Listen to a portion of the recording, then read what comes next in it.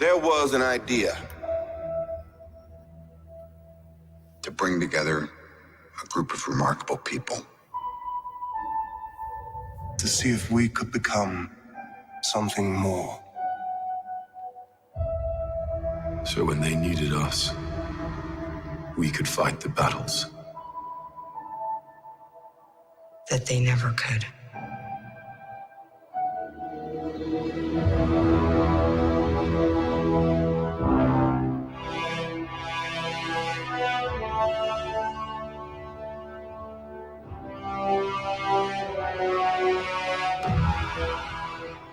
In time, you will know what it's like to lose. To feel so desperately that you're right, yet to fail all the same.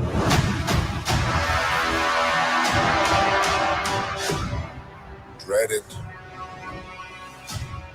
Run from it. But destiny still arrives.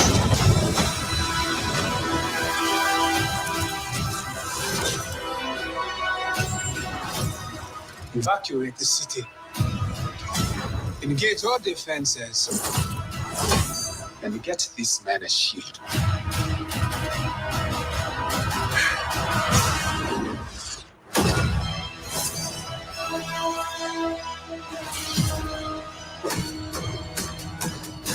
Fun isn't something one considers when balancing the universe. But this does put a smile on my face.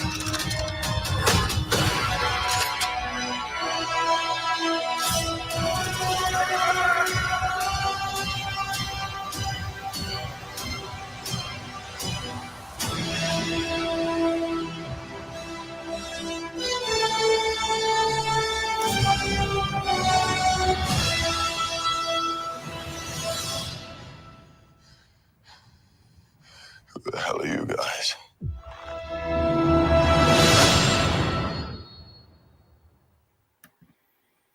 I'm telling you, folks, if that did not give you the chills that it gives me, even having seen that movie, I don't know how many times, God damn, did Marvel know how to put a trailer together.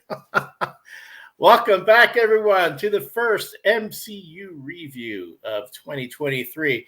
I am one of your hosts today, Elliot Serrano. You might know me from other shows such as Shaken Not Heard and Caffeinated Comics. I want to bring in the rest of our MCU review crew. First of all, we do know him as the main man, the guy who makes the MCU review available on his podcast, hosted on the Radio Misfits Podcast Network, John Clark.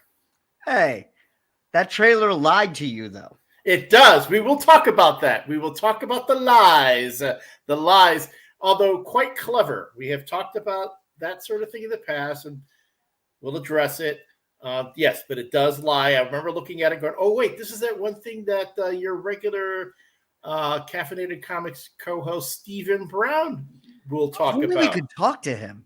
Yes, if only we could welcome him to the show. Hello, Stephen. Hey, I'm making an appearance. How's everybody? It's good to see you. And oh, look at the beard is back. Yeah, the beard's back. Yeah. Stephen, enjoy while it lasts. We called you the Obi-Wan Kenobi of Caffeinated Comics because you'll just appear as a ghost. Yeah. Your information. Ethereal figure. Disappear. Yeah.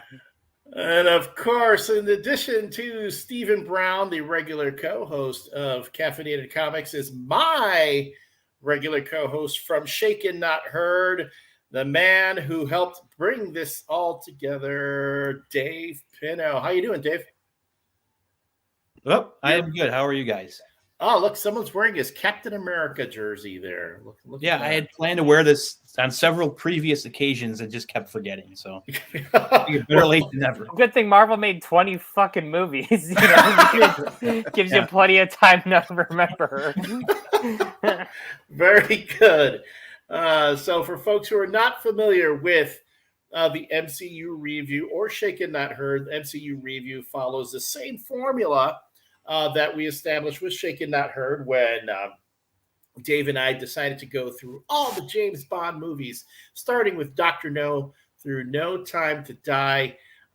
we said, hey, we love talking about all movies so much. Let's port this over to another series of films that isn't as limited as the Bond films are. So we went with the MCU.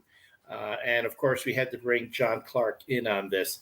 And not only is John Clark a part of this, and Stephen Brown. Stephen says he's got to be in on every Avengers movie. Got to have you in on every Avengers movie. Yeah, I'd appreciate it. But in every episode of the MCU review, we do have a custom cocktail that is made in honor of each film. And creating those custom cocktails is our resident mixologist, Thomas Jetner. Hey, Tom. Hey, guys.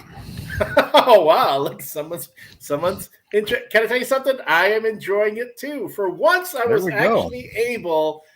I remembered the drinks when Dave brought them to work and handed them off to me. And I even told them, I said, you know what? I'm leaving work now so I can drop this off at John's house. I actually have one on time. All right. There we go. I still have 3 that we're trying to remember what movies they're from. That's how backlogged we were. You need a picture from like the fridge, and I can probably identify them by how they look. Oh, I will. I was like, well, there's a yellow one, and then there's a brown one. Well, for those who need to know, we'll be talking about the cocktails. Before we get into that, though, I do want to welcome everyone who's watching us on the live stream on Facebook, on YouTube, on Twitch TV. Welcome, Lehman.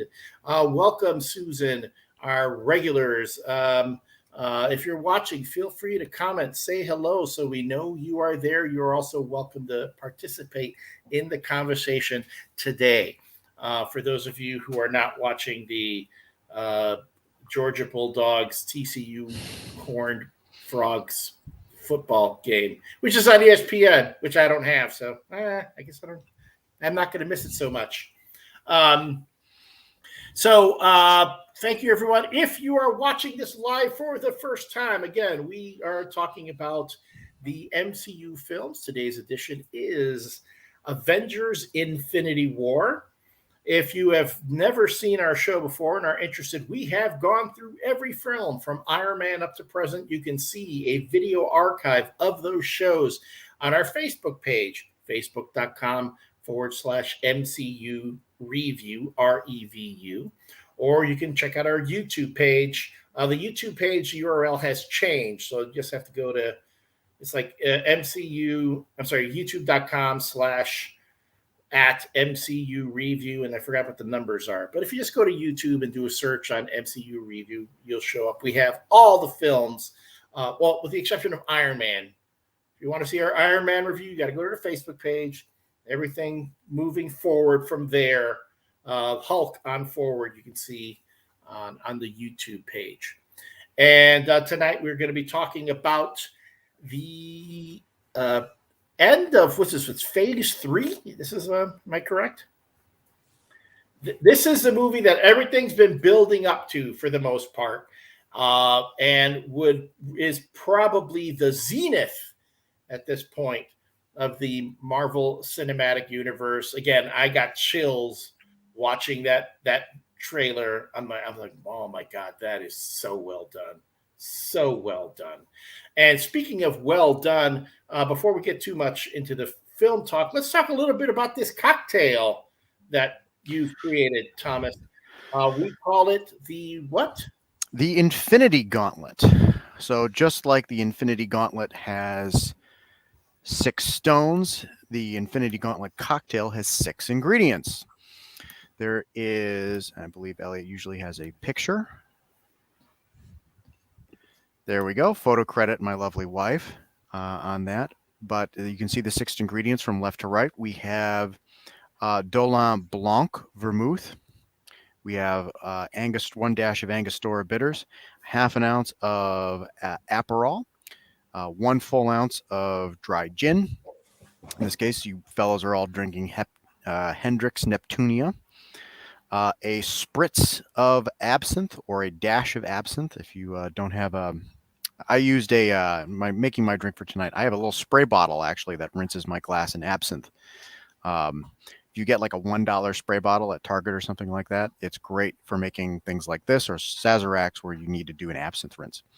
And then half an ounce of bitter grapefruit liqueur, courtesy of that's Bitterman Citron Sauvage. So I wanted to do kind of a gin drink. There is a gin drink out there called the Bijou, but that I believe has chartreuse in it, and as we know that triggers Dave's instructions to kill me because I've crossed a line into a place of no return. So, yeah, I think it worked out pretty good. I think it doesn't quite have it doesn't have like a layering effect or anything like that, but I think it turned out pretty okay. I think if I were to do this again, I might make it a dash sweeter, but otherwise I think it turned out good. No, I'm enjoying it. I'm enjoying it right now.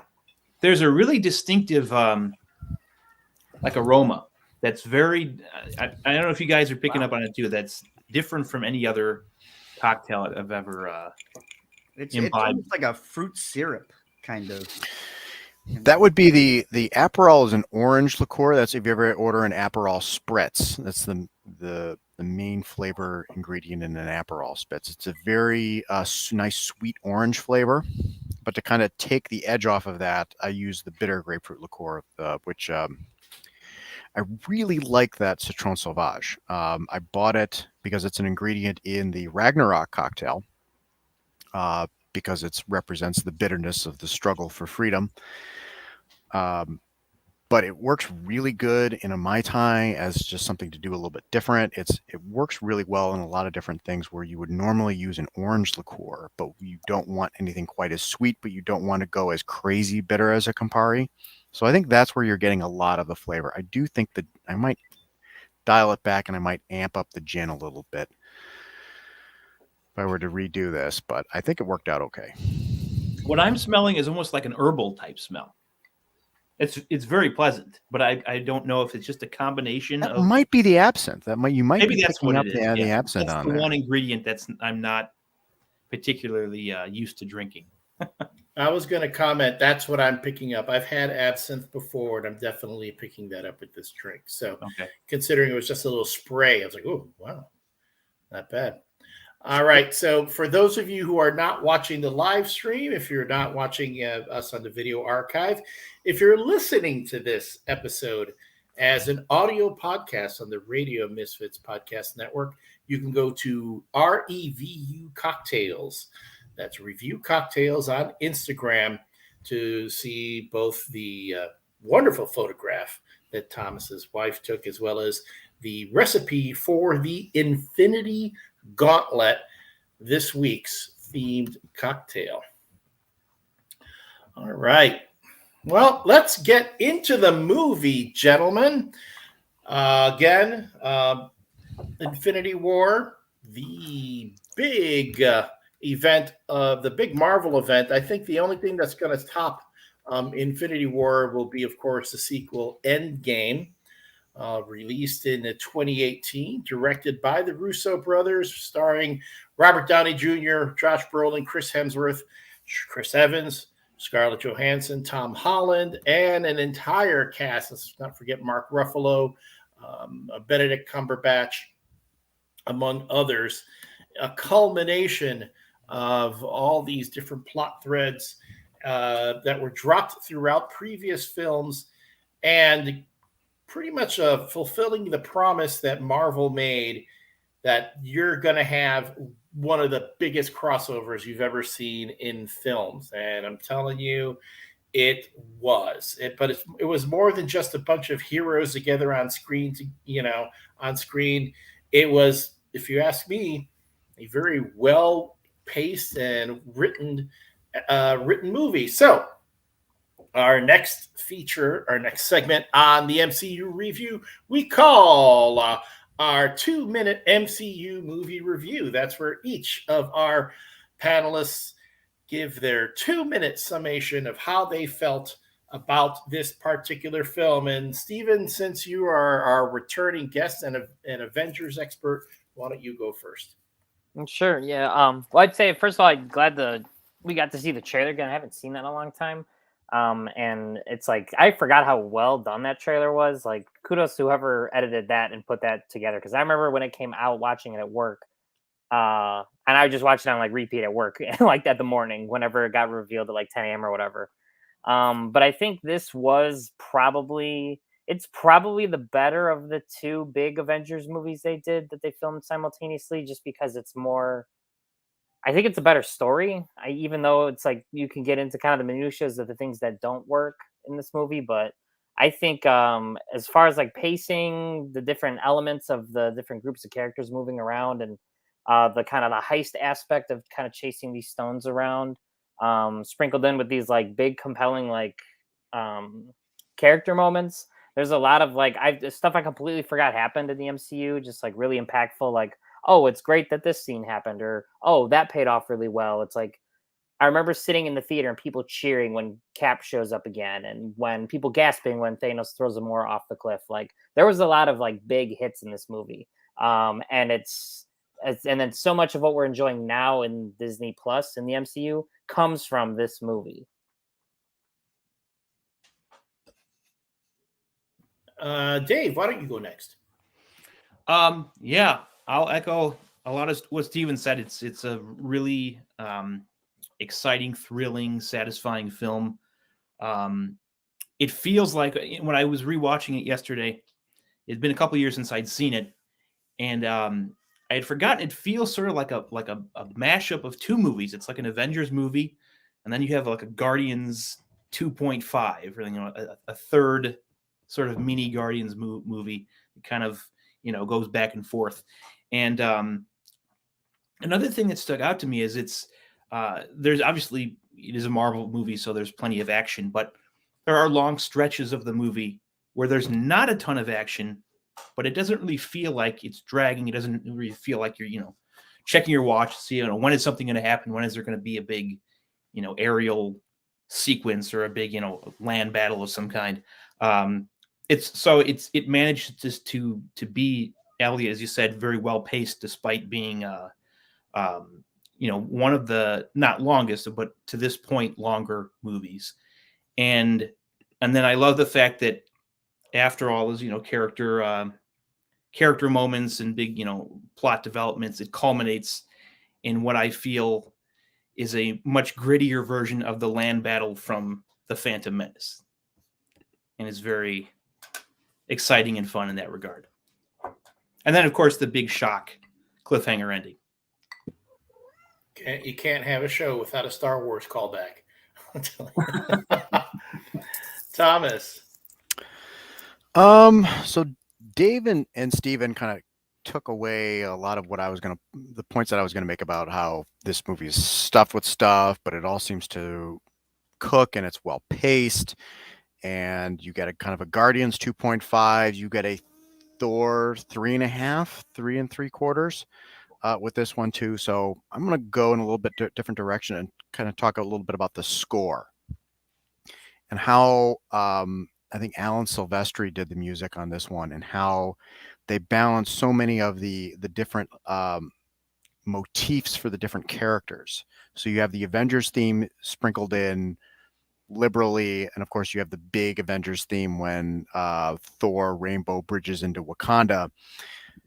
But you also have a Thanos theme going in this movie. You have your Guardians introduction to Rubber Band Man, which is just terrific in that moment.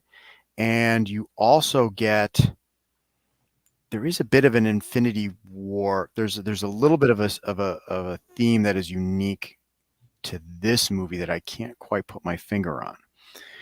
But there's that one as well. And then you have the little drums for the Wakanda introduction. Before you even see Wakanda, you hear it in the background. And remember that this was 3 months after Black Panther, so everyone had just gone nuts for Black Panther, and now suddenly you get the little drum cadence that everyone's familiar with from just seeing that movie and be able to pick that up.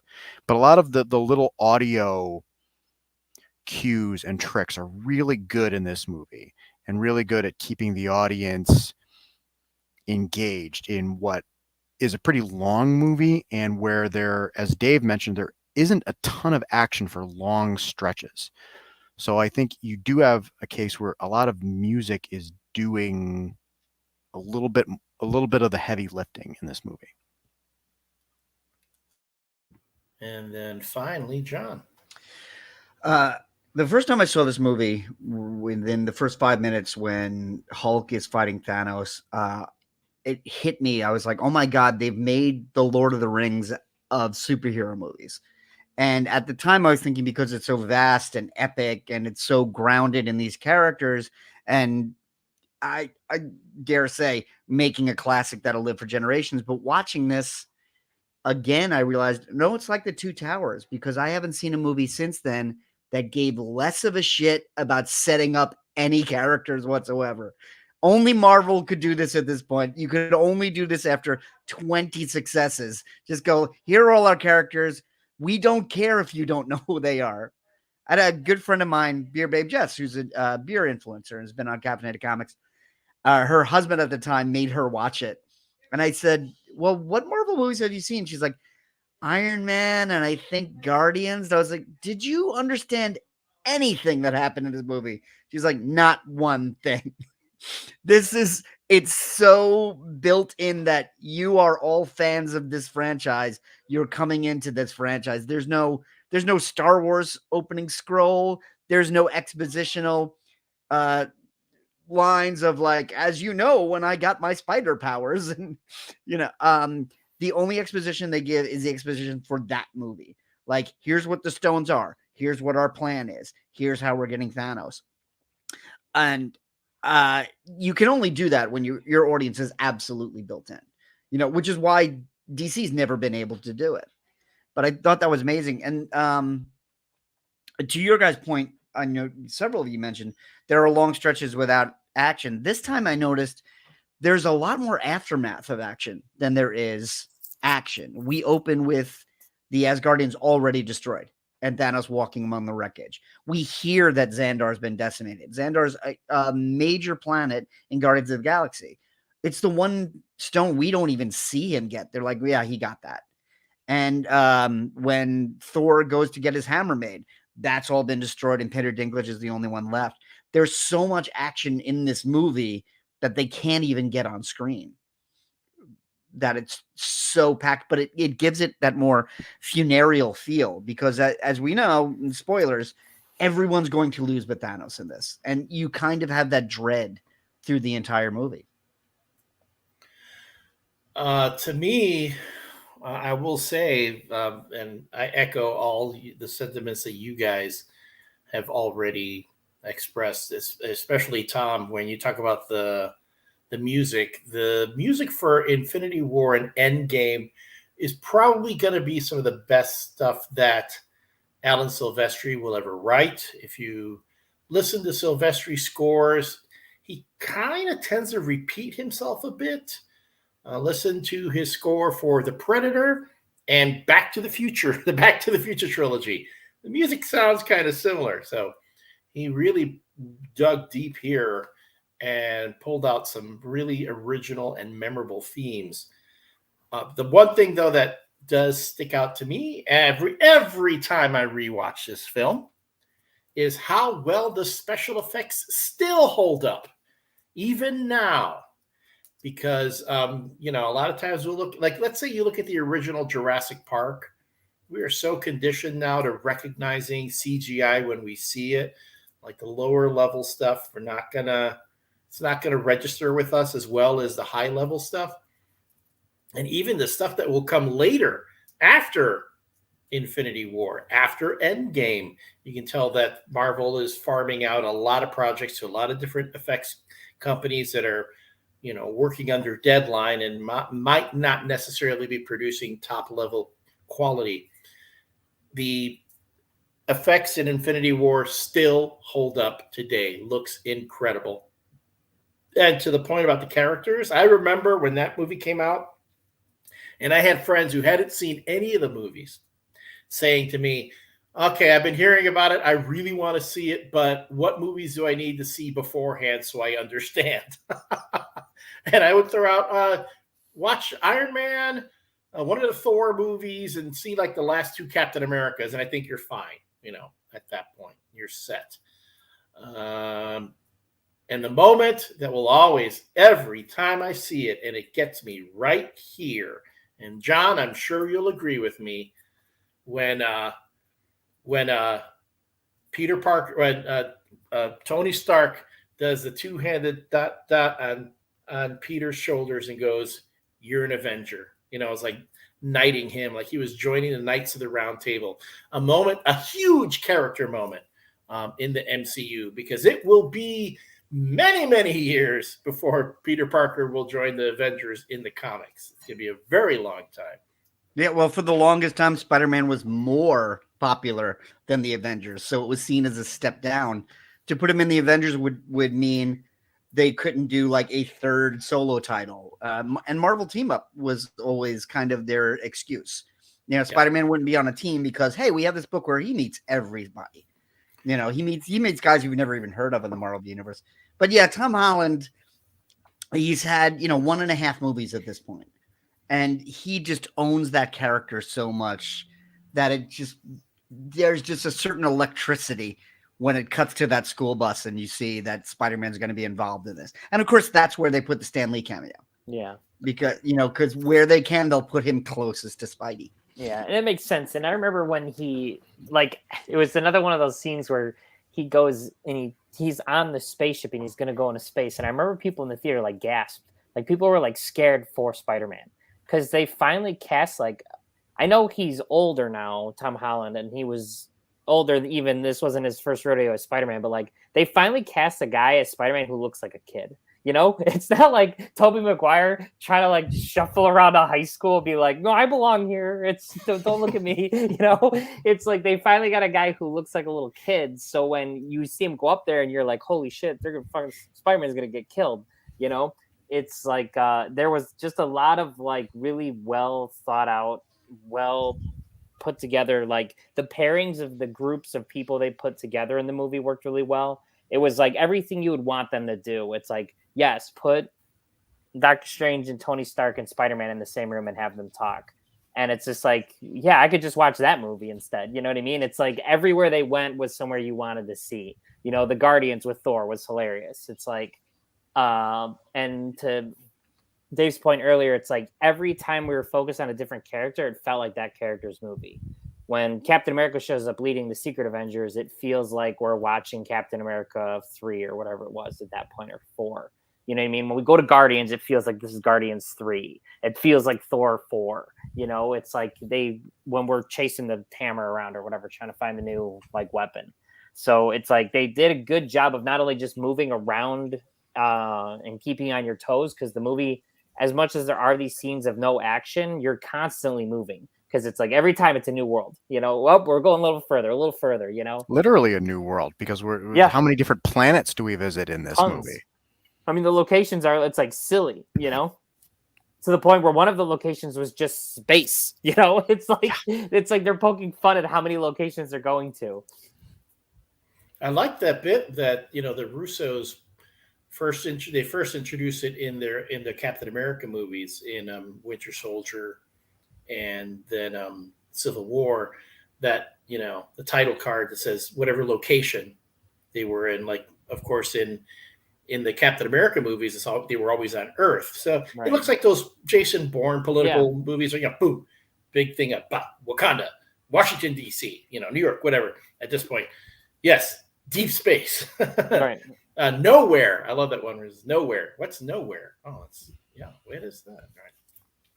All right. I give the Russos credit, as you said, Stephen, that they were able to keep the tone of each of the characters' movies when the scenes were on them, when the camera and the story was focusing on them. And then when you have them all coming together, you get that great friction, characters meeting for the first time. Some of the best lines, like when when the Guardians and Tony Stark and Doctor Strange meet for the first time.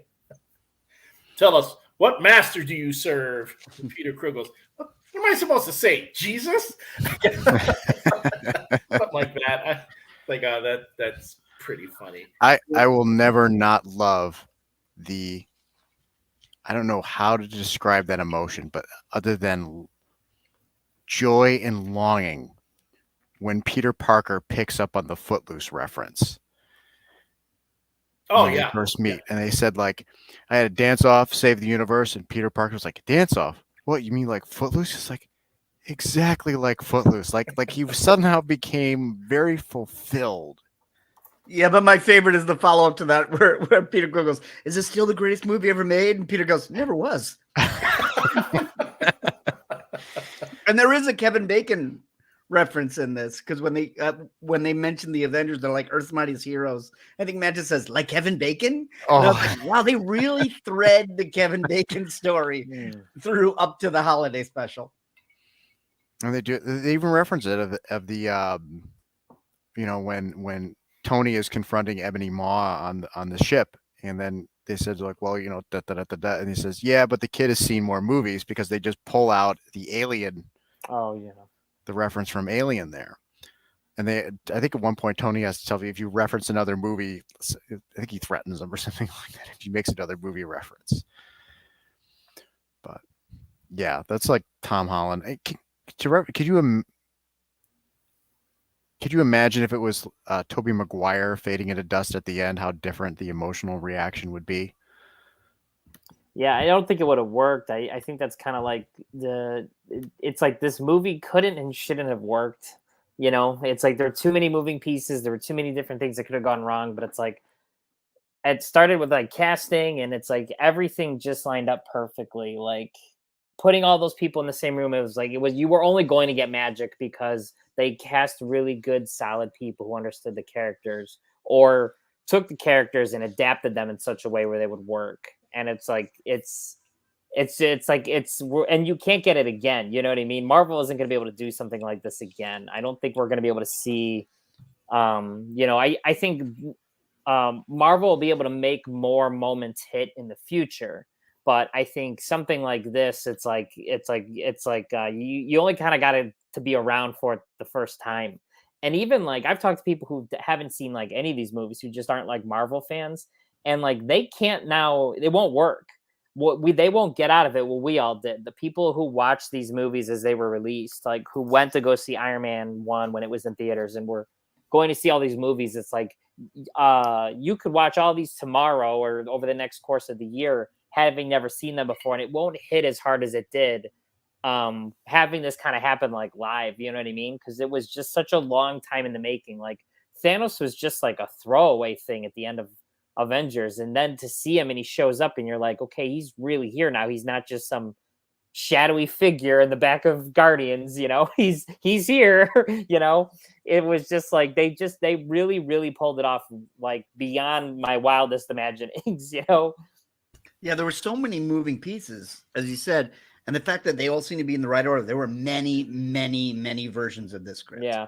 Editing this movie would have been an absolute nightmare. Because what do you cut? You know what I mean? What gets cut out of this movie? Yeah, and also the pacing, just the way things moved around and who was going to be in what's seen it and how long. Like I noticed we left Doctor Strange and Iron Man for a half an hour, and right about the time you're like, wow, we haven't seen them in a while, they come back immediately. It's like there was so much work structuring that, and I think I always thought it was unfair that they called this Avengers Infinity War. I thought that was a marketing move because Avengers made the most money at that point. Yeah. Because this is the first Marvel crossover event. Yeah. Because it's not an Avengers movie. Half these guys aren't Avengers. Yeah, the Guardians don't become Avengers. Spider-Man does, as we said. Right. But it is laid out like the best crossover stories. And we were saying right before we went on the air, Jim Starlin's Infinity Gauntlet, which then became a trilogy, the Infinity War and the Infinity Crusade, were these huge events, but they used nothing from those stories. All right, John, before you get into the next segment, which I was about to introduce, thank you. Oh, that's a segment. It's a segment for 2023. We're calling it We Got Issues. And this is basically, we're going to highlight the comics that could or would have influenced the film. So go on. I know John and Steven We did talk about this before we came on air about what books actually were used into putting this together. I remember in one of the making of featurettes I've seen, the Russos, and I think there's a bit where the Russos and Kevin Feige show, like, they have a huge omnibus of Avengers comics, and that omnibus they show all these little post-it notes in it, like from this. Apparently there are different issues in that book that they wanted to pull from, or that inspired things from the film. But having gone back and reread Infinity Gauntlet and Infinity War, I only saw one particular scene that jumped out at me. Steven, was there anything that you've known from the comics that really influenced this film? Yeah, the biggest thing, everyone would think Infinity Gauntlet just because it's kind of the movie they were making, but it bears very little, to John's point, to the actual like comic. I mean, the snap at is like kind of like the most famous thing from the movie and the comic, and that's replicated pretty exactly. Like the fact that he does it, I was very surprised that they actually did it, and was like shocked when they did. But Jonathan Hickman had a run on Avengers, and a lot of the material they pulled for like all of Thanos's like henchmen come from that run. The I can't remember, the Dark Riders, I think they're called. They're like the little goblin things that he sends after the Wakandans. Those things are pulled from that run. I think Jim Chung created most of those characters, if I'm not mistaken, the artist. Yeah, and that's a good point, Stephen. Jonathan Hickman's run is only maybe 3 to 5 years older than this movie. Yeah, so it's not like they're taking a classic, like the X-Men kept trying to redo Dark Phoenix Saga. Right, and it's not like something that fans grew up with and wanted to do. It was just, hey, this recent story really worked. Right, and when I say it's like it's based on, it's not. It's only based on it in the sense where it's like that's where all of Thanos's like henchmen come from, and the Dark Rider characters. The comic is largely like a two-pronged story where one of it is Thanos coming to Earth because all the Avengers are off the planet fighting like a space war. And Thanos comes to Earth because it doesn't have any Avengers, and he's attacking Black Bolt and like the Inhumans, and like obviously that's not at all this movie. So I think that's actually something that watching the movie post having seen Doctor Strange in the Multiverse of Madness, we go to this movie in that movie, but we go there with Black Bolt and different characters. It's not all the same group of people confronting Thanos on Titan. So that was also interesting to see post. You know what I mean? I'm on the other side of both movies now, going back to watching a movie that preceded it and revisiting the scene, this like battle on Titan, which now is like, it appears like a classic scene now. It's like anytime anyone shows the throne room for Star Wars, it's like, oh, this is where Luke and Vader fight, and Vader throws the Emperor off the cliff. You know what I mean? It's like these are iconic like sets now. And I think the dark orange sky with like the ruins around them and the broken, fucked up looking spaceship or whatever it was in the back. It's like when we go there, we know where we are. You know what I mean? As like sci-fi movie going nerd people. And I think it's like Thanos became like a Darth Vader for an entire generation. You know, think of where John just held up like a Thanos toy before we recorded. It's like that's another everywhere. Those are everywhere. You know what I mean? It's like he's as popular as Darth Vader. It's crazy. How much you want to credit Josh Brolin's performance for that? 100%, 100%. Because this is the guy that like broke the streak of just lame Marvel villains. You know what I mean? It's like Marvel's come out with 20 movies, right? And there's maybe a handful of good villains. There's maybe 5, you know? And it's like, this guy's one of them. My favorite quote about Thanos was Steven saying, he can't be Thanos because he's Cable. Yeah. But I think wasn't he Thanos before he was Cable? So I think it was he can't be Cable. Well, it was Cable before he was Thanos before he was Cable. Deadpool 2 is before Infinity War. But he had done like the Guardians. Yeah. And you're like, everybody's gonna get all confused. And I'm like, everybody was a Human Torch in the MCU. That's true. But Killmonger too, yeah. Yeah. All right. Well, that since you already referenced it, Stephen, why don't we go into that segment? What toys, John, were released in in celebration or in joint of Avengers Infinity War? Avengers Infinity War is really interesting because we're in Marvel Legends. Basically, every movie we talk about from now on, when we talk about the toys, it's Marvel Legends. They had given up on trying to do the smaller sizes. There's not a lot of play sets. There's not a lot of board games. There's not a lot of vehicles. So we're really focused on the 6-inch figures. But Infinity War was a little conservative. I think they didn't want a lot of spoilers. So the set had, Iron Man in his new outfit. It had Cap in his new outfit. It had Spider-Man. It was the A-listers. And then the Build-A-Figure was Thanos. And at the time, we didn't realize it, but this was only the Infinity War Thanos. We assumed this was the Thanos we were getting, but when we get to Endgame, his look will be very different. But because Infinity War, to your point, Stephen, was instantly iconic, it made me think of Lord of the Rings. It was probably the last time I was sitting in the movie theaters going like, I'm seeing iconic scenes that are film history right here. It's that, which is not a film, not really a feeling I got from like the Batman or the Spider-Man movies, as good as they are. But Infinity War had such a long life that Hasbro just kept coming back to them. And then they did another 3-pack with Thanos and Doctor Strange and Spider-Man. There was a Vision and Wanda 2-pack that came out in the very last days of Toys R Us. So that's very, very hard to find because there just weren't stores to even put it up on the shelves. And I think we're still getting figures from that era. This was such a big moment and it had everybody in it. It's like Star Wars, where you could just keep going back to that movie and finding more and more characters to make. And again, if you're listening to the show on the Radio Misfits Podcast Network, you're unable to see the figures as John shows them on our video live stream. If you do want to watch our videos and you have missed the live stream, we do have an archive of every show on our Facebook and YouTube pages. So just go to facebook.com/MCU ReVU, ReVU, and search for MCU ReVU on YouTube, where again, every video show, every live stream has been recorded and archived for you to watch. And you'll see, of course, not only the toys, but the cocktails that Thomas has created for us. And just all the things that happen on a video live stream that you just don't see otherwise, like somebody's cat appearing at one point, or even my dog, or a child, or my dog, or someone eats 4 tacos. Yeah, that's been done. So yes, by all means, feel free to check out previous shows on our video channels.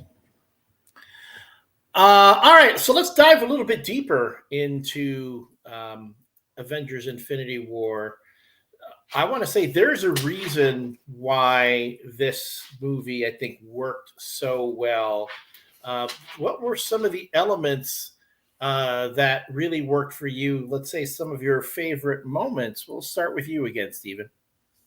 Well, I think on rewatching it, I think I remember watching them initially and remembering the distance we had between Civil War and this movie. Because I think Black Panther was before that, and I don't know what else was in there, but it took time. And I think watching the characters getting back together was great. There's a scene where like the Cap's Avengers walk back into the mansion, and it's Rhodey there, and he's talking with Ross, and it's like you're just seeing, it's like all the pieces have been put together now. So now all the pieces are interacting in ways we haven't seen before.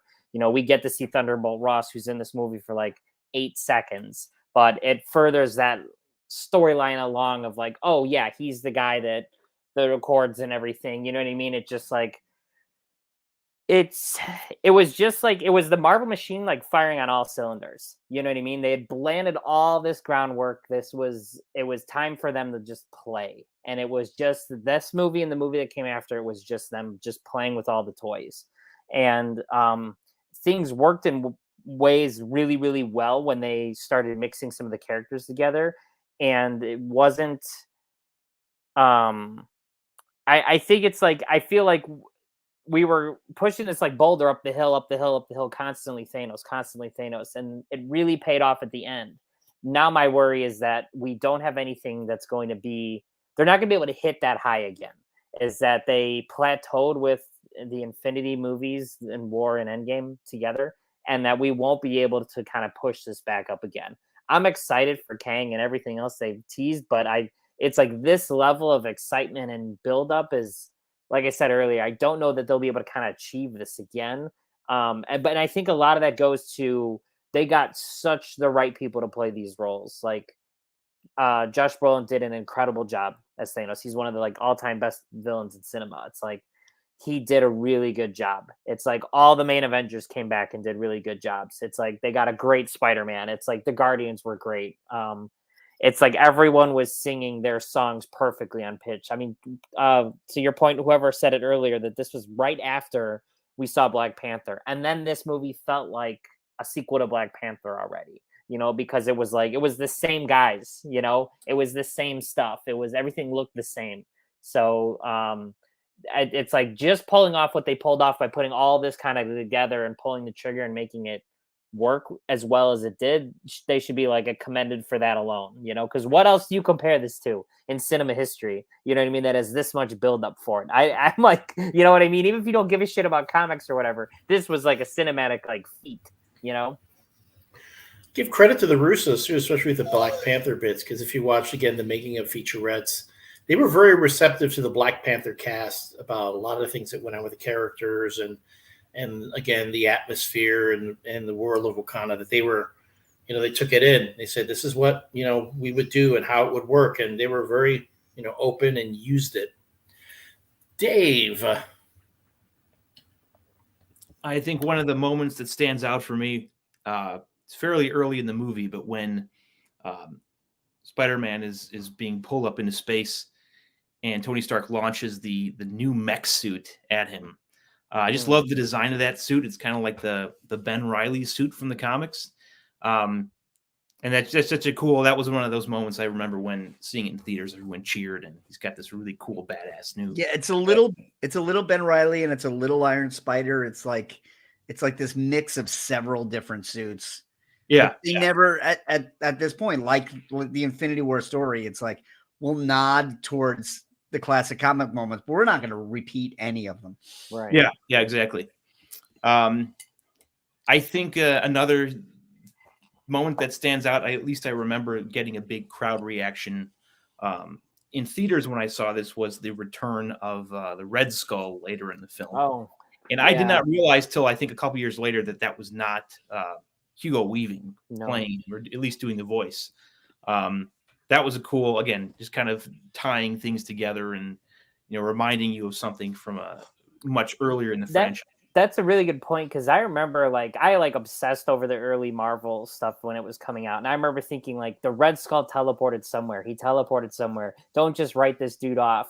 And it was such a surprise when he comes back, and whoever they got to do the voice. And, it was one of the guys from The Walking Dead, Ross Martin. I remember hearing he's that. A big impressionist. Yeah, he does such a good job, but it's like it works so well for. It's like, of course, this is where he ended up. You know what I mean? And it's like it just works so well. It fits so perfectly, and it was another one of those like theater reactions where it's just like people were just like lost their minds. You know? Yeah. I gotta say, they did. I felt like Benicio del Toro, despite not having a huge part in the few films he was in, was much better used in these movies than he was in The Last Jedi.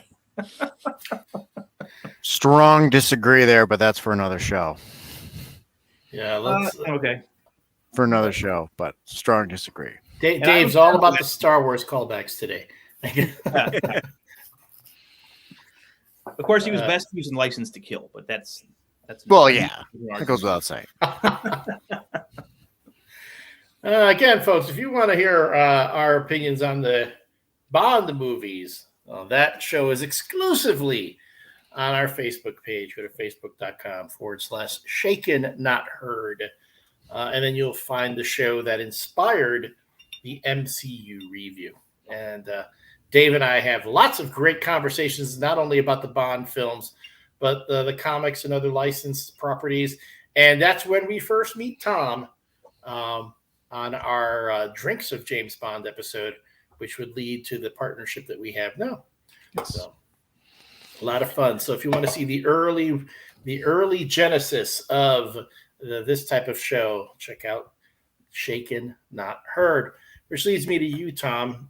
We talk a lot about the music from Avengers: Infinity War. What other things kind of stood out, really come back to you? Okay.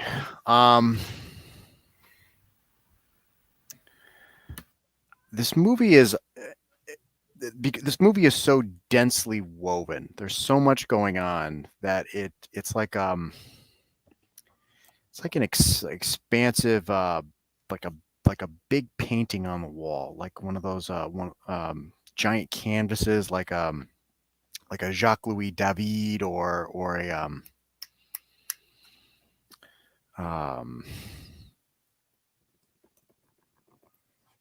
See, now you know how I feel when I can't remember the name of an actor from a movie. or a Delacroix or Delacroix, like a. Oh, of course! How could you forget Delacroix? Of course, I forgot Delacroix. All I could think of was Joe Rubinstein drawing everybody running on the Handbook to the Marvel Universe. Yeah, see, this is why it's like that, because there they are, and they're all running.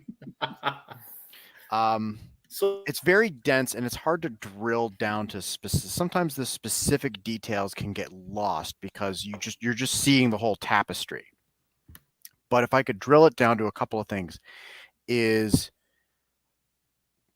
one of the things I went nuts for in the theater was the Thor rainbow bridges into Wakanda, because you have that great kind of feeling of everything is going terrible, everybody's going to die. And even though we know how this movie ends, and if you knew anything about the comics, you probably had a sense of how this movie was going to end. Hence the feeling of kind of ongoing dread over the course of the movie.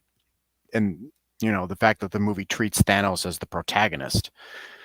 But you get that little bit of glimmer of hope. I was like, it really does seem for a minute there when Thor puts the full lightning behind Stormbreaker that maybe they're going to pull it off.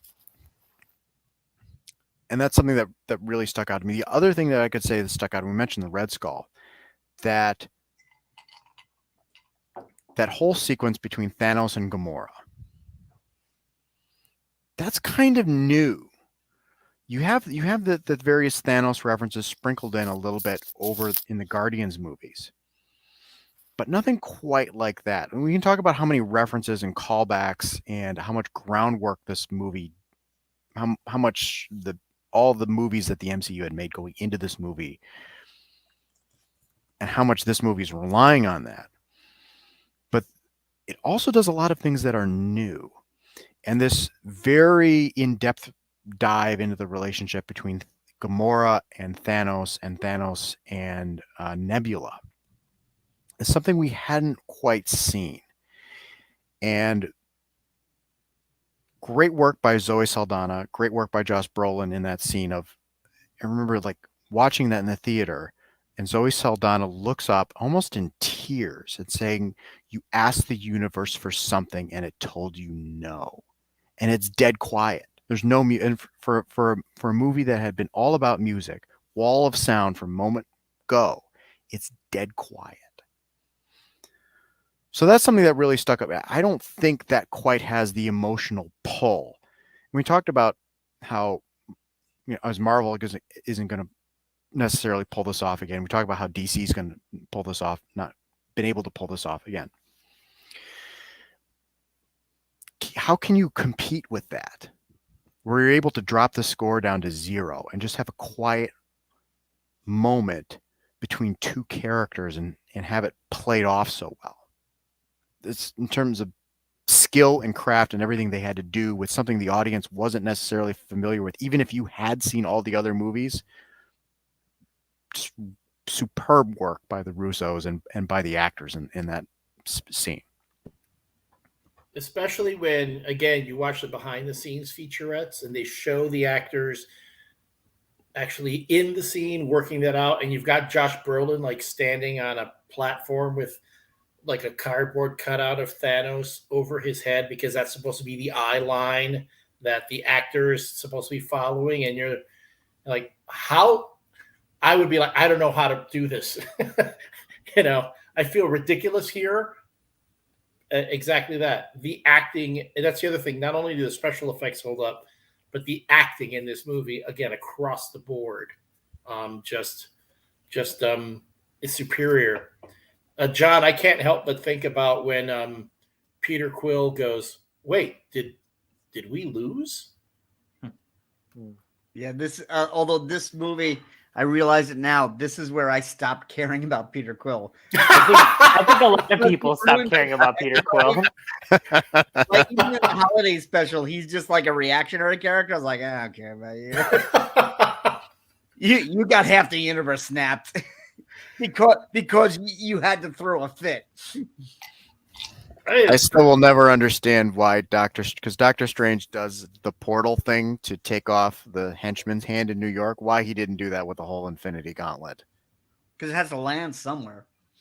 So he saw 8 million different variables. I mean, I guess. Did he see the variable where he portals off Thanos' head? I mean, that, Thanos is really, really strong. He's a lot stronger than his henchman. Yeah, but it's like a portal, and you're sending one of his portals, you're sending his head like 30 feet in a different direction, and his body is going to stay there. He's strong, but nobody's that strong. I mean, we'll learn later on in What If that the Ultron with the Infinity Gauntlet can cut Thanos in half. Oh, yeah, that was hilarious. So, But that's only funny because you've seen this movie. Right. That's the other thing, too, about this movie, because we've talked about this in previous episodes. Now, if you really want to, you can sit down and binge all the movies on Disney Plus, and just, if you want to have that experience of boom, boom, boom, boom. John, what would you say? Let's say I have friends who want to watch these movies. What are the must-see, like leading up to Infinity War? If you want to really understand this movie, what are the must-see films of the first, was it 20? Yeah, I would say it's a safe bet to see the first appearance of the major characters. It all depends, because somebody might say, I only want to see 2 movies. I don't want to wait 10 movies. Like, it would be nice to see Iron Man 1, Captain America 1, Thor 1. I think the plot points in this movie that are really talked about are Guardians of the Galaxy, Civil War, and Ragnarok. Those are the most important. And even movies that are great, you don't have to see Spider-Man Homecoming for this. You don't have to see Winter Soldier for this. If you just want the plot. But the whole point of this is that this is a movie that assumes you're already in love with the characters. Yeah. And if you are in love with the characters, you want to see every opportunity of something they do. I think it's much harder now, post Endgame, to decide what do you need to see, because it is Marvel, as Tina was saying, like, they're not going to be able to ring this bell twice. So a lot of people have said, oh, Marvel's been really aimless since. And I don't know that they're heading to a straight line. I don't know that Secret Wars is going to be the be-all, end-all. They seemed way more interested in bringing out the C and D list characters and seeing what sticks. Marvel Phase 1 would not have had a Werewolf by Night special, and then a Shang-Chi movie, and then a Moon Knight series. So it's much harder now to say, oh, you need to watch this and this and this and this. But I would give somebody the same reasons, like, how much do you like these characters? And really, there's no bad ones. I mean, Thor Dark World is the worst, and it's not terrible. It's just boring. Yeah, there's things in, like, even some of the really bad ones, there's always something like good in it. Usually there's like some good scenes or good character interactions. I remember trying to tell, like, I told my roommates when Ragnarok came out, I was like, you guys should watch this. This is really good. It's not like the other Thor movies. And they said, okay, sure, we'll take a shot. We'll watch it. What else do we need to know? I said, well, you already saw the other 2 Thor movies, so you're good. There's nothing else you need to see to watch this movie. We sat down, we're watching the movie, and then fucking Doctor Strange shows up. And they're like, who the fuck is this guy? And I completely forgot he was in the movie. So I was like, all right. So we had to pause the movie, and then I explained who the fuck this guy was, so that they could watch the movie that I told them they didn't need to see anything else to watch. You know, it's and like, when you go back, you realize Doctor Strange doesn't do anything. Like all he does is say where Odin is, and Thor thinks he knows where Odin is. If you remove that Doctor Strange section, he's in it just to be in it. You know what I mean? Yeah. It's like you introduce the character in one movie, so he shows up in the next movie. You know, it's like they introduced the Falcon in the one movie, and then he fights Ant-Man in his movie. Well, because they will. Thor shows up in the post-credit scene in Doctor Strange, the first Doctor Strange. So yeah, you have to have like a payoff, you know, from there. Right. Yeah, you're right. It's when we go back and we look at it, we go, oh, that seemed kind of gratuitous or shoehorned, but it was so new to us. We're like, oh my God, did you see that post-credit scene? Thor and Doctor Strange together. Oh my God. Yeah, it's like it's almost now it's like I don't need post-credit scenes anymore. You almost like no, you shut your filthy mouth. I want my post-credit sometimes scenes. I want to go to the bathroom. Yeah, sometimes I'm kind of like I'm good. We don't need it. And the sodas are large. I would say I need post-credit scenes of like substance. You know, a lot of times the post-credit scenes is like, hey, here's some dumb shit we thought would land and it doesn't. You know what I mean? It's like, oh, Hulk's got a kid. It's like, fuck you. You know, like, I don't care about that. I want to see something of actual like consequence. You know what I mean? But that was a TV show. You could pause that. You don't have to worry about going to the bathroom on television. I mean, it was. Oh, I'm just saying, it's like if you're gonna do it, have a reason for it beyond. It's like, well, here's the thing we do. We got to check the box. It's like, I'm not here to just have you check a bunch of boxes when you're making content. It's like, that's why things like Werewolf by Night, which I haven't seen, but I assume was a little bit different than some of the other stuff Marvel's put out lately. It is pretty different. Yeah. And then when you have movies where people talk more about the post-credit scene in the movie itself, like Morbius or any Venom film, you know. Well, the post-credit scene of Love and Thunder was better than nobody that wants movie. to talk about Morbius. Yeah. Nobody wants. It's the same reason nobody wants to talk about Black Adam. Yeah, we Elliot and I talked about Black Adam till we were red in the face. So but yeah, people talk about Morbius post-credit scene in the same way they talk about Morbius. They hated it. Well, you got Michael Keaton, or did you? I was listening to How Did This Get Made, which I'm really mad I didn't go to. They were in Chicago. They did Morbius at the Chicago Theater. And I kept thinking about going, but the podcast came out, and Jason Mantzoukas says, the only good thing in this movie is Matt Smith. And Bosch goes, shut up, you Doctor Who nerd. He's like, you just started watching Doctor Who. Matt Smith is not helping this movie. Matt Smith is very good in Last Night in Soho. He's very good. That's good now. But he's playing like creeps now. That's like his new thing. Yeah, he looks creepy, you know. No, I think I would pitch him as Bond. After seeing him in that, I thought, oh, he'd be a good Bond. I'm saying that to pull Dave in, who unmuted himself. Well, speaking of Avengers, the big rumor this week was Aaron Taylor Johnson. So, which I would be okay with him as Bond. Although I'm going to have an existential crisis when they cast a Bond actor who's younger than I am. That's the same reason Frank Miller did Dark Knight Returns, was because he turned 35 or 30 or whatever. And DC said Batman's 30 years old or Batman's 27 or whatever. And he said he couldn't abide writing a Batman that was younger than him. So he made him older. That's the pain of being a Spider-Man fan. Yeah. I really remember going, when I grew up and moved to Manhattan like Peter. Right. Yeah. Yeah, John, except you grew up and moved away from Manhattan. Yeah, not my choice. Jeez. Oh, but by the time I moved away from Manhattan, it was like the Spider-Girl era. That's true. Yeah, it wasn't. Peter with the dad bod. Yeah. Oh goodness. I didn't think we'd get into things like dad bod on the show today. So sometimes you got to go where the show goes.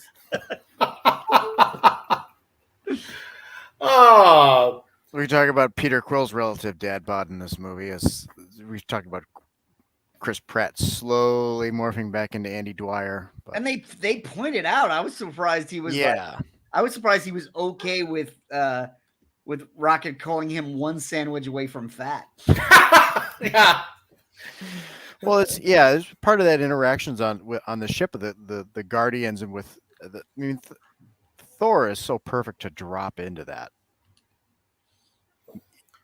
group of people. I forgot that the scene with Drax just standing still eating the potato chip is in this movie.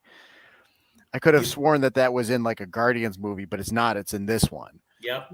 Well, James Gunn rewrote a lot of the Guardians dialogue because he wanted it to be as authentic as possible, and I feel like that's a scene he just had. Yeah, but we can go again to Marvel just being so good at collaborating.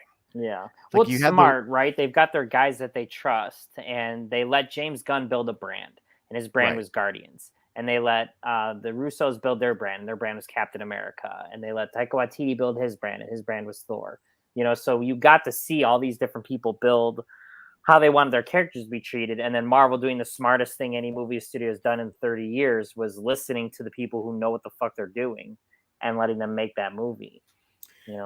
Although, wasn't that a bit of an issue early on? Well, I mean, I don't know if this was the Feige regime. I think, what's his face? Ike Perlmutter was around in the beginning when Edgar Wright would be kind of forced off of Ant-Man.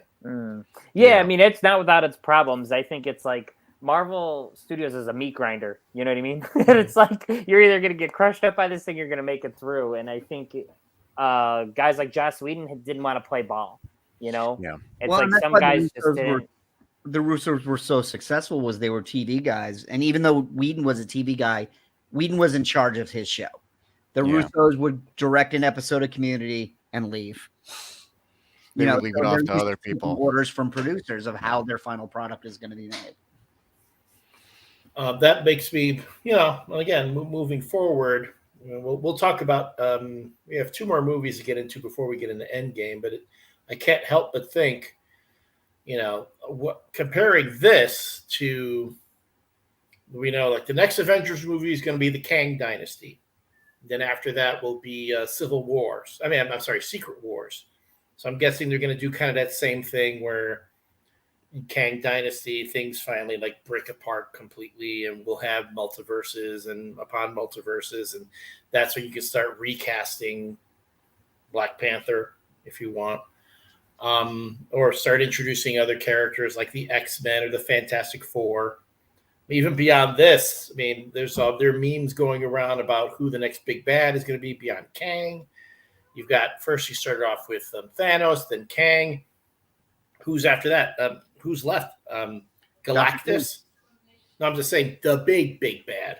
Yeah, Doctor Doom's pretty big. I think he's your biggest bad. I think like he gets his Doctor Doom is the guy that mugs Galactus and steals the power cosmic. You know what I mean? It's like this guy doesn't give a fuck who you are. Well, this is where we bring in the topic of the Marvel needing a big bad, because prior to the whole idea of Marvel needs a big bad only exists because of this movie. Because for the previous 28, this movie came out in 2018. For the previous decade before that, Marvel didn't really have a big bad. Like you had Thanos show up in one scene in Guardians and a couple of post-credit sequences. But you always knew that it was building towards him. You always knew he was kind of lurking. Yeah, but that's not part of the movies. That's part of the press surrounding the movies. They told you that Thanos was the big bad because they told you that they were going to do the Infinity Saga.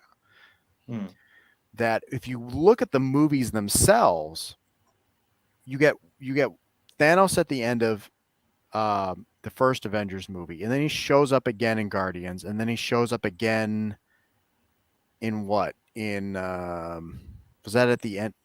That was at the end of Civil War. I think it was Age of Ultron. Was it Ultron? He shows up, he sticks the glove, and he I'll do it myself. So he's shown up 3 times for a grand total probably of about 4 minutes.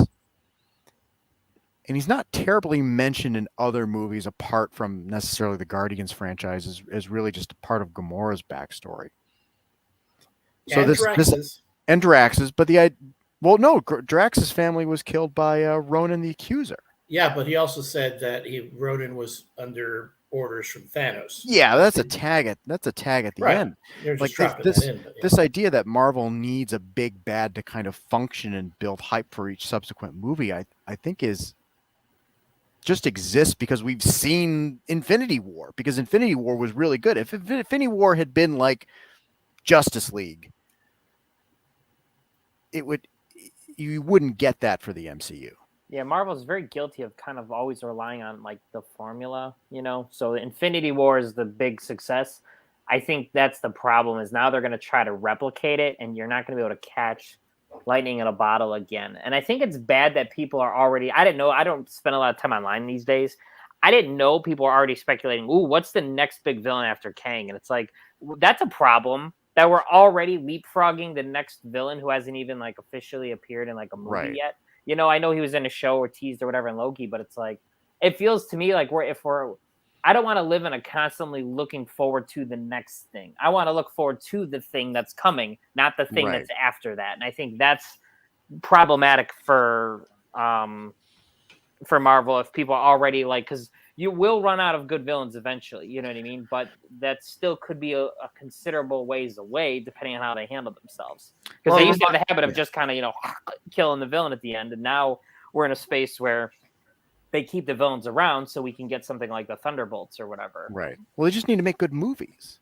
Yeah. They don't need to worry about like having great villains that come around. They just got to make a good movie. Yeah, but I think you need a good villain to make a good movie. You know, it's like the Avengers, the first Avengers worked because Loki was such a good villain. You know, the second Avengers didn't work as well because what's his name is the robot was just kind of it didn't work. You know what I mean? It's like there was something there, but it wasn't enough. You know, it didn't quite come together. Yeah. Right. They had like the ingredients were all there, I think. Tom, what you're arguing, and don't get me wrong, I'm on your side here.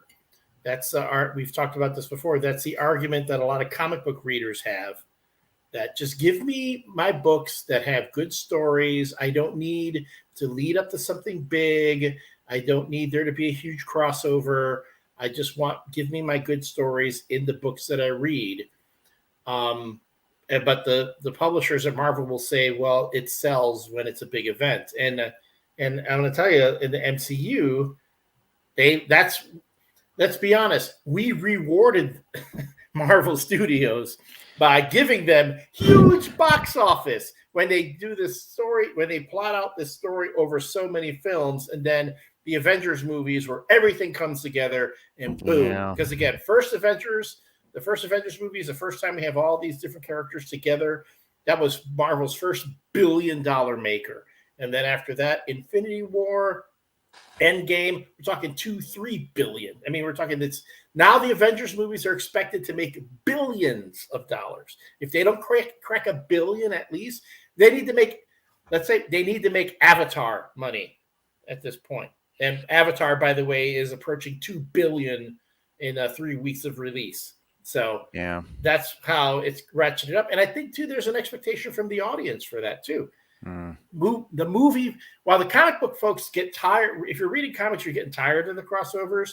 With the movies, you're like, no, when's the next crossover? Who's the next big bad? I want to know who it is. Tell me that. And then, and as you said, Stephen, we're already thinking, because I've already plotted it out in my head. Kang we're dealing with now. After that, you can do Galactus or Doctor Doom. And you know what? When you finally bring the X-Men in, okay, you can finally do the Dark Phoenix saga the right way. A third time. Third time's a charm. And that'll end everything. And that'll end everything. But by then it'll be like 40 years from now, so it won't matter. I think getting Dark Phoenix right at this point is like dividing by 0. It's probably not even possible. But see, by that point, it'll be on Disney Plus. It'll be on Disney Infinity, which will be beamed directly into your head, via neural transport, because that's how far away that's all going to happen. So, Whew. Wow. Anybody out there disagree? Susan, Lehman? There's a lot of very, I guess you could call it depressing incentivizing. consensus built into this entire process. It's true, though. It's true. That's what people. It's all you hear. That what is the biggest Like complaint capitalism right now? is really like sucks sometimes. I know, but that's we've Yeah. talked about this. The Yeah. biggest complaint right now about the Marvel films and series, like, well, we don't know where this is going. It doesn't seem to have any focus to it. Where is this headed? What's going to happen? How does this fit in the next Avengers film? When are we getting another Avengers? That's what fandom now is expecting, and that's why a part of it, as hate to say it, this movie that we're talking about today set that expectation. Yeah, this is kind of where it all like started, because it was like the big like beginning of the end for kind of everything they had been working towards. And I do think they're in kind of a weird position because nothing they've done has seemed like it did really well. Everything does okay. It seems like every time I ask somebody, did you like this? They're like, yeah, I loved it. Then the next person tells me I hated it. So it's like, I don't know if there's like a consensus now, like there was on some of this previous stuff with Marvel in terms of like fan reception. And I think they have enough awareness to where they kind of poke fun at themselves and make jokes about it. She-Hulk had that bit about them making fun of kind of the MCU in it at the end.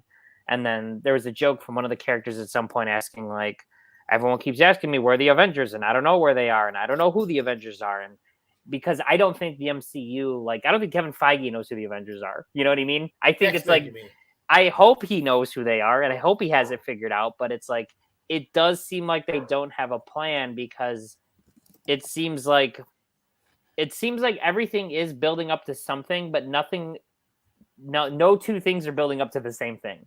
And it seems like just nothing's on the same page, but they're all leading in different directions.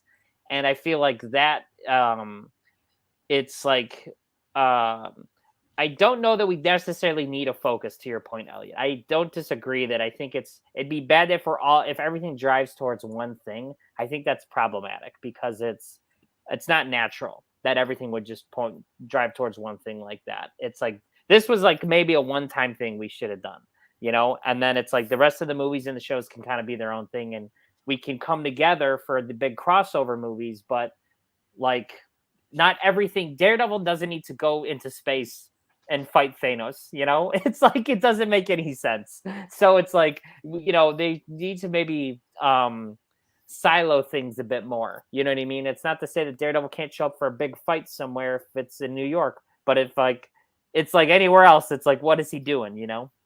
You've already shot down my next pitch for Marvel, Steven. Cosmic Daredevil.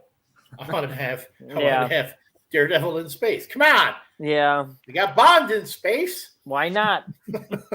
What does echolocation have to bounce off of in space? You know what I mean? It's a void. He's got cosmic awareness now, like Captain Marvel. Cosmic awareness. No, it's Matt Murdock trying cases in space. Yeah. Yeah, but they had She-Hulk do that, so Yeah, but not on Nowhere. I'm sure Nowhere has its own legal system. I'm sure the bar exam isn't that hard for Nowhere. Well, the pitches are just piling up here. All right. Well, I would say again, let's be honest though. I think we're probably 5 of the more rational people on the internet talking about these films. We're not doing this for the clickbait, folks. We're not just going to hate on something because we want to rage. We want to get the rage follows. And to the point, Stephen, where you say you don't think there's I'm pretty sure Kevin Feige has a plan. I hope so. Yeah, the issue is a lot of times you can have plans, it just doesn't work out the way you want. I would love to have, if we always talk about, it would be great to have like Keanu Reeves in a Marvel movie, but the dude's got John Wick movies that he's making now. There's been constant talk about Daniel Craig in a Marvel film, but then it's like you have to consider things like scheduling. Yeah, I heard about John Krasinski was supposed to be signed up for stuff, and then he got so big with the Jack Ryan stuff. So all that. So it's like he's got to make sure he leaves room to make those fucking movies. Yeah. So it's like I know I have been I have my friend Jeff Jenkins, his son Maxwell, is Will Robinson in the Lost in Space on Netflix. I think he would be a perfect Johnny Storm, and he would be, he's the right age. He's young. He's got that charisma. But if they don't make the next Fantastic Four movie within the next 5 years, he's going to age out of it. Yeah, like Chadwick Boseman passing away. You know what I mean? It's like there was a plan in place for him to do things, So it's just like, I will say it's like it's the burden and the benefit of the MCU is that it's burdened by having all these different moving pieces at the same time. But then there's so many different options to where they can be nimble and swap things around as they need to. We talked about the last whole phase of movies was made during COVID, and none of these movies came out in the order they were initially supposed to come out in. And you can tell they filmed the scenes for Doctor Strange that needed to be inserted into it to make sense because Spider-Man came out first and it wasn't supposed to. So, I want to believe that they have a plan. It's just, as they say, the best laid plans, right? Let's change the subject because we're all kind of like, I think that kind of deflated a little bit. So we're feeling like the way the audience maybe felt at the end of this movie. Because this is a really good movie, and we should probably be happy that it exists, not depressed over what the implications of it had going forward. Because it's still just it's a miracle that it exists. It's an amazing movie. It's just terrific. And I will say this: I went into Infinity War fully expecting Tony Stark to die. Because of that, there was all the talk about Robert Downey Jr.'s contract being up, that he wasn't going to come back. I'm like, oh, this might be it. It would make sense for him. He is like one of the fallen that then Cap has to like recover from that in the next film and go from there. The fact that they don't, and then we'll talk about Endgame, which while the movie has its flaws, I think was a perfect send-off for all of these. But to your point, Tom, yes, we got to appreciate this film. And again, I am by no means trying to get down on it. If you have a chance, if you've never seen these movies before, and you have a Disney Plus account, or you can find these. They're fairly affordable on Blu-ray. You can get them at your freaking Redbox now. Every once in a while, you can buy. They're on sale at the Redbox for like a couple bucks a piece. Definitely, you're going to see filmmaking on a level that Marvel is going to have a hard time approaching again. Because right now, I said we're at that point where the train's getting into the station, and I'm ready to get off and just let it keep going without me for a while, because I don't know if I can get as emotionally invested as I did. Any closing thoughts before we move on to our last segment? I think I got to put less booze in the drinks. I think everyone's slowing down. I'm going to put you to bed very, very soon. So we need to wrap things up. I finished mine. And again, very good. Again, ReVU cocktails to see the Infinity Gauntlet, which our own Tom Jutner created for this episode. What is our next movie? I want to say the next one is Ant-Man, correct? Ant-Man and the Wasp. Ant-Man and the Wasp and Captain Marvel both come out between Infinity War and Endgame. Yes. And it's funny. Getting back to Endgame for a good month. Yeah. Ant-Man and the Wasp will make maybe $450, something like that. About not quite 500 million. Then Captain Marvel will come in and blow the doors off and be the next billion-dollar box office film for Marvel. A lot of anticipation there. All right. So before we call it a night and before we get to closing thoughts, I do want to take a moment for those of you who are on the live stream, and if you'll hear this eventually on the Radio Misfits Podcast Network. The MCU ReVU crew will be starting another special limited edition show, a live stream, and a podcast that will be devoted to a movie series that John and I are very, very fond of, and that would be the Indiana Jones series. And the series is going to be called Top Men and Indiana Jones Podcast. So if it's going to follow the same format as the MCU ReVU, the difference being we're only going to have one episode a month.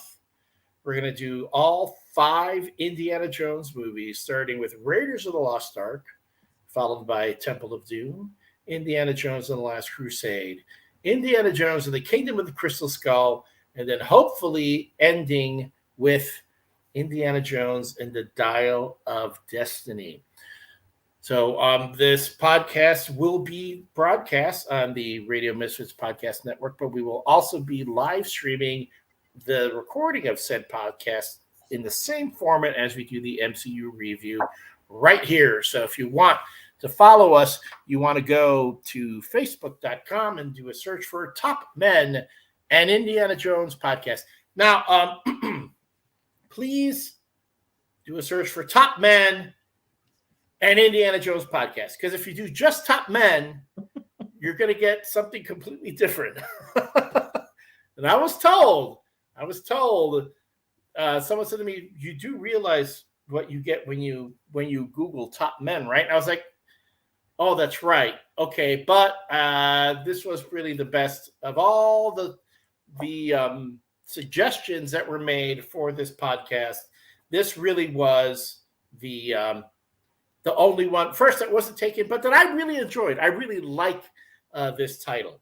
And just because it's called Top Men, it does not mean that we will not have women voices. We do have invitations out to some of our top women creators to participate in the discussion. But our first one will be a discussion of Raiders of the Lost Ark, and we will be joined by comic book artist Tom Feister, who is a huge fan of Indiana Jones. When I told him we were putting this together, he said, I want in. So he'll be joining us.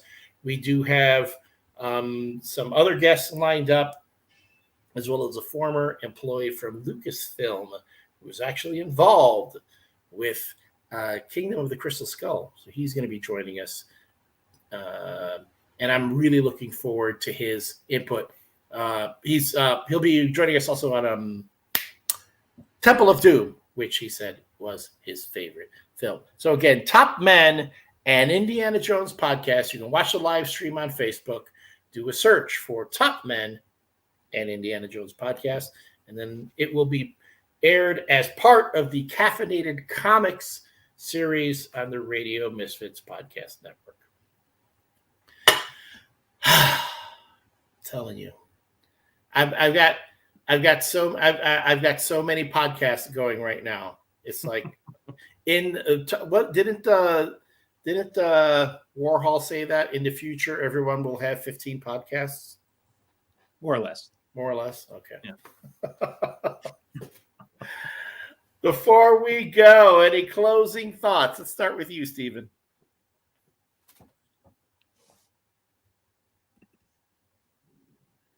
If you're talking, I can't hear you, buddy. Sorry, I was trying to be quiet and helpful earlier when you were pitching your thing. I think for general thoughts, I think the main takeaway is I think on this I haven't seen the movie probably in over a year and a half, and I think just that we got it and it worked, and it, you can punch holes in kind of anything. Why didn't they do this to get the gauntlet away from him, or Thanos' plan was stupid anyway, and all this. You can kind of always nitpick stuff, but I think the fact that we got it, they pulled it off, the things that worked and we needed to pay off, paid off very well. It set up the second movie perfectly. The two movies together work really well. I made sure when Endgame finally came out and was available, I wanted to watch them both together to see how it would flow, and it flows really well. So I think it's just it could have been Justice League. And it should have been Justice League, and it wasn't, So it's great that we got a movie that kind of hit all the notes it needed to and delivered on a lot of I mean, 10 years of like promises. You know what I mean? I agree, Dave. Yeah, I mean, I'll echo everything Steven just said. The reason it's not Justice League is because you actually care about these characters. It would be like if they had killed off Tony Stark in the second or third film, because at that point, maybe you like him, but you really care about him as much in the way that they killed off Superman and Dawn of Justice. Yeah, it's one of those things. I don't know if it's quite fair to say that they caught lightning in a bottle, because maybe, with Secret Wars and the stuff that's rumored to be coming down the line, maybe they'll be able to do something that if not surpasses this, then at least rivals it in terms of quality and hype. But it's difficult because it's such an undertaking, and there was so much buildup to this, not just the number of movies, but all the behind the scenes stuff of the plot threads that they were so weaving in, and ideas that they were planting. Yeah, it's just difficult for them to. And obviously, we could talk about it more, similar discussion when we get to Endgame, but it's difficult to imagine them being able to pull off something similar to this again, in the next few years. Tom? If I could put a metaphor for how this movie works and works so well, is they took all of the stuff that they had been building up over 10 years, all of the character investment and the plotline investment, and had it all orbiting this dark star that was Josh Brolin's Thanos performance. And everything orbits around the center in this wonderful macabre dance that ultimately winds up with one of the great all-time downer endings in the history of movies. So they had a great plan, and like you said, I don't know if they'll ever be able to replicate that, but they had a great plan for how to make it work, and then they executed it flawlessly. And John? The thing that sticks with me most about this movie is that it's always unexpected. I mean, you go in going, all right, everyone's going to team up. We're all going to fight Thanos. I've read the book that this is named after, and it's constantly surprising at every step. Even the character interactions. You don't, who would have thought, okay, we'll have Thor and Rocket and Groot for an hour. Those are the characters you want to spend time bouncing off each other.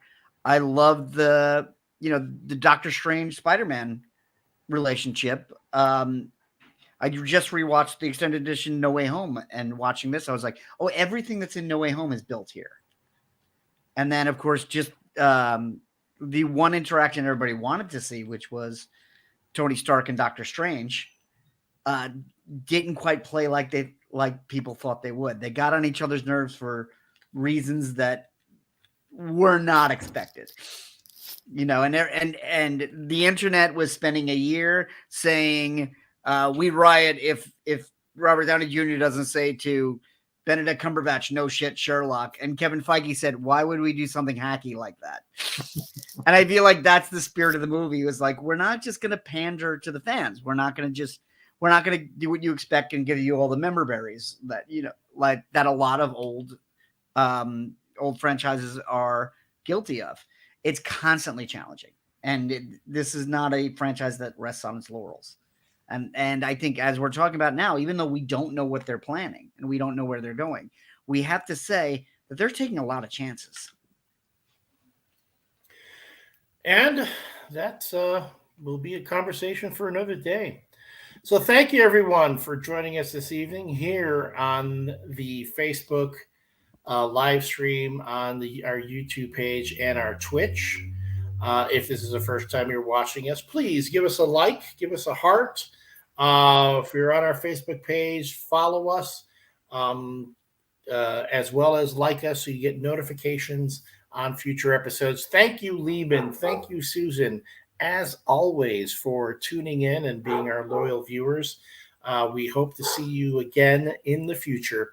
One quick round for all of our folks here. How can we follow you on your socials, Stephen? You can find me on Instagram and YouTube at the Brave Butter Pecan. Dave? I'm on Instagram at Pinto_noir. Why do we want to follow you on Instagram? Because my wrinkly four-legged goblin who lives with me and my wife. I love that dog, Dexter. Yes. Tom? You can follow all of the drinks that appear on this show and that will be appearing on Top Men at ReVU Cocktails on the Instagram app, along with the occasional classic and or tiki cocktail that I decide to cook up because it's a Friday or because it's a Thursday in my spare time. So all recipes included. I do my best on the photography, or in this case, my wife did her best on the photography. So that's where you can follow me on Instagram. We'll also find the drink for the Raiders of the Lost Ark. Yeah, I was going to ask. I know you've got a little something special in Yes.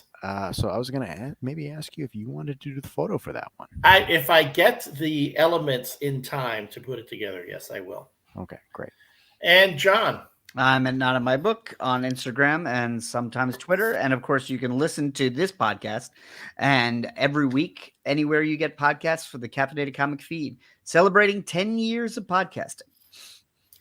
And I am Elliot Serrano. You can follow me on all socials at Elliot Serrano with 2 L's, 2 T's, and 2 R's. Thank you, everyone, for watching. Thanks for joining us. Thanks for being a part. Thank you if you're watching us live or listening to the podcast or watching the video archive for the MCU ReVU crew. Everyone, thanks. We will see you next time when we're talking about the Ant-Man and the Wasp. Be good, everyone.